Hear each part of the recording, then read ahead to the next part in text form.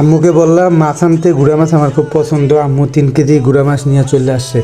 তারপরে অন্যান্য মাছও আনছে, আনার পর আমার বসা দিয়েছে যেগুলো সবগুলো করতে। এটা কোনো কথা?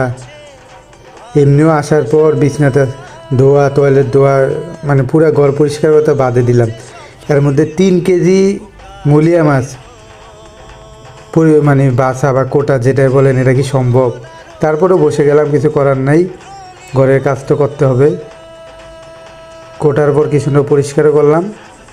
বোন নেই, বউ নেই, ভাবিও নেই, হ্যাঁ সব তো আমরা দুই বাইরে করতে হবে।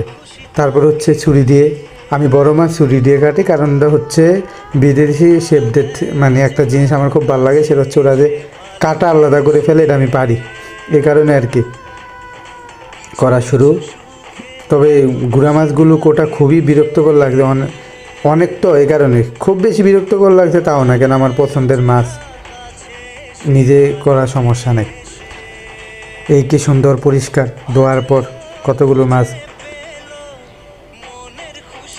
তারপরে আমার প্রিয় টম আমার পাশে বসে দেখে কি করি। আম্মু চেয়ার দিয়েছে টমকে বসার জন্য, এখন ও চেয়ারের উপরে বসবে, বসে বসে দেখবে। যতক্ষণ মাছ সব কাটা পরিষ্কার না হবে ততক্ষণ ও বসে থাকবে।